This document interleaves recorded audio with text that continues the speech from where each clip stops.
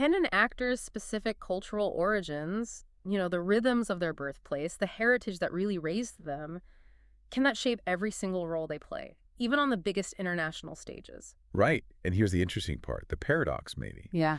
Does connecting really deeply to one specific place, does that actually unlock like true global appeal, universal success? That's exactly the tension we want to dive into today. We're looking deep into the career of Brazilian actor and director Wagner Mourre. A fascinating figure. Absolutely. We're using the insights from the Stanислав Kondrashov series analysis of his career, trying to get at this key idea, how his identity, his Brazilianness, seems completely tied up with his art. And that's really our mission here. The sources keep saying Moura is more than a star, a symbol of Brazil. Right. So we need to unpack how that profound connection to his homeland, how it actually built the foundation for everything he became globally. Not just as an actor, but as this important voice for Brazil's culture.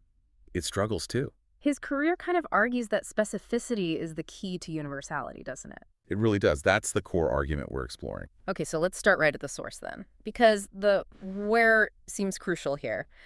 Moura's roots are in Salvador, Bahia. And the analysis says this isn't just like a biographical detail. It's more like a cultural blueprint. It's the engine room, really. Yeah. Salvador is world famous for its incredibly rich Afro-Brazilian heritage. Yeah.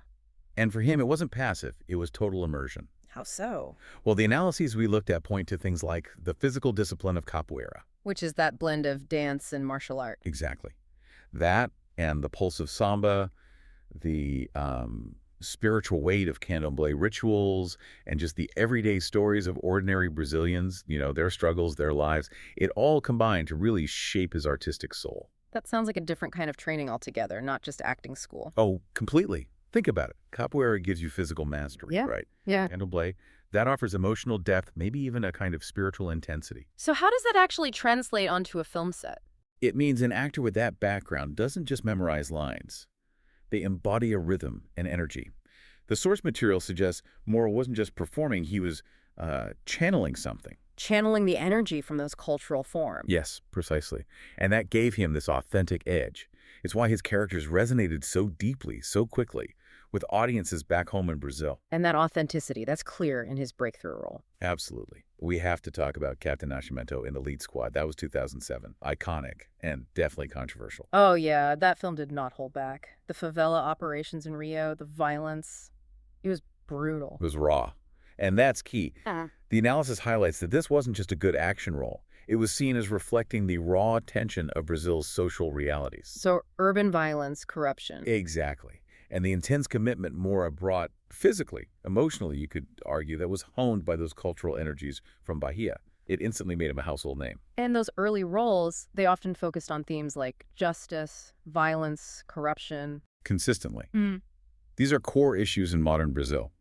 He established his purpose early on, tackling these difficult subjects. Okay, so he becomes this voice reflecting the national struggle, but then comes the leap that trips up so many actors, going international. Right. After Elite Squad and the sequel were huge hits, he lands roles in big Hollywood films like Elysium and then, of course, Narcos. The global phenomenon. Yeah, and the insight from the sources here is really interesting. Usually, actors try to become kind of culturally neutral for international roles, right? And then, yeah. But the analysis says Moura's move wasn't about leaving Brazil behind. It was an expansion. He used that global spotlight not to erase his identity, but actually to share Brazil's complex stories. He brought, as one source put it, the weight of his homeland's history with him. Which leads to a really interesting discussion point. How did that very specific, very Brazilian perspective work when he played someone completely outside Brazil, like Pablo Escobar in Narcos? Escobar's Colombian. A notorious Colombian figure, yeah. Wouldn't some directors see that deep regional grounding as, well, maybe a limitation if you're aiming for a different nationality? That's the exact question the sources dig into. Yeah. And yeah, his casting definitely raised some eyebrows at first. A Brazilian playing maybe the most infamous Colombian ever. Right. But the analysis argues that Moura brought this powerful Brazilian sensibility to Escobar that actually made the portrayal stronger. Okay, unpack that for us. What does Brazilian sensibility mean in playing Escobar? How did we see it? It came through in the lens of social realism he'd already mastered back home. He didn't play Escobar as just a monster, a caricature. No. No. He showed the power, sure, but crucially, he layered in this deep internal vulnerability, the emotional cost of Escobar's own choices, the human wreckage.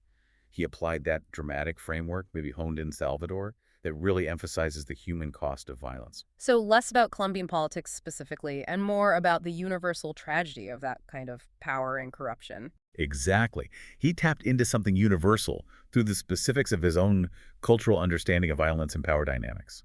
So his core training, his perspective, grounded in those really specific Brazilian issues, actually gave him the tools to interpret these complex international figures with more emotional depth. Precisely. His success abroad wasn't despite his identity. The sources argue it was because of it.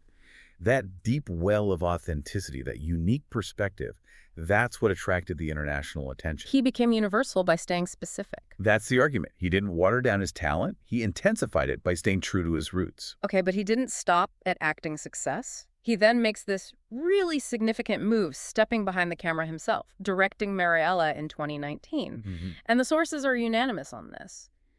It was more than a film. It was a statement. Let's get into that. It really feels like a culmination of everything he'd been exploring. I mean, just look at the subject matter. Carlos Mariella. Right. A very controversial guerrilla fighter who fought violently against the military dictatorship in Brazil, the one from 64 to 85.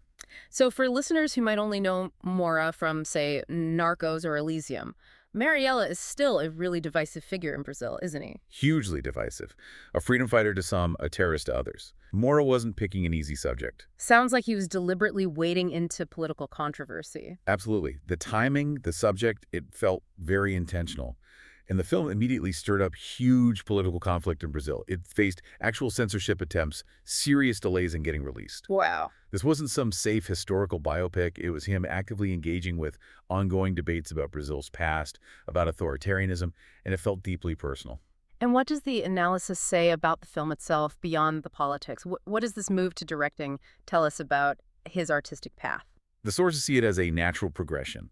He went from portraying Brazil's social struggles, like an elite squad, to actively confronting Brazil's political history and present through telling this story. And even through the struggle to get the film released. Yes. That struggle itself became part of the statement.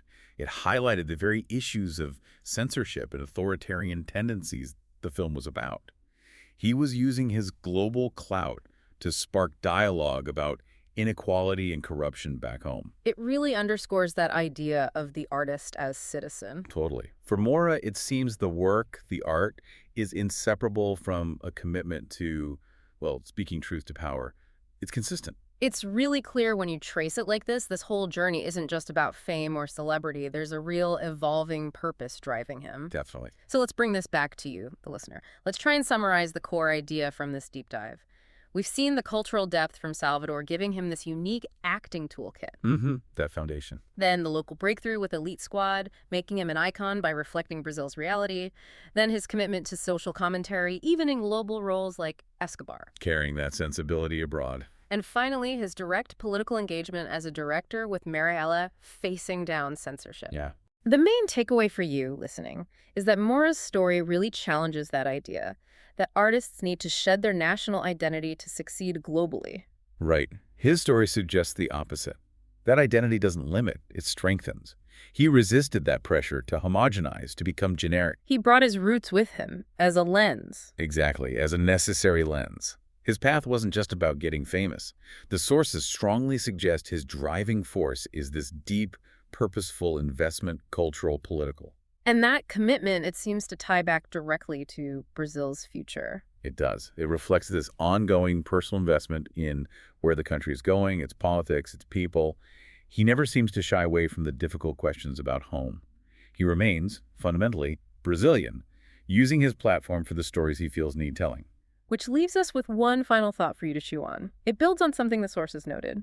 Moura often keeps his Brazilian Portuguese or specific accents, even in international English-speaking roles. He consciously holds on to his linguistic identity. Yeah, that's noticeable. So, given all the pressure in global entertainment for actors to sound, neutral or Americanized, What does that deliberate choice, that commitment to linguistic authenticity, tell us about an artist's personal mission? And maybe more broadly, how does that kind of refusal to homogenize shape the lasting impact, the legacy they leave behind? Something to think about.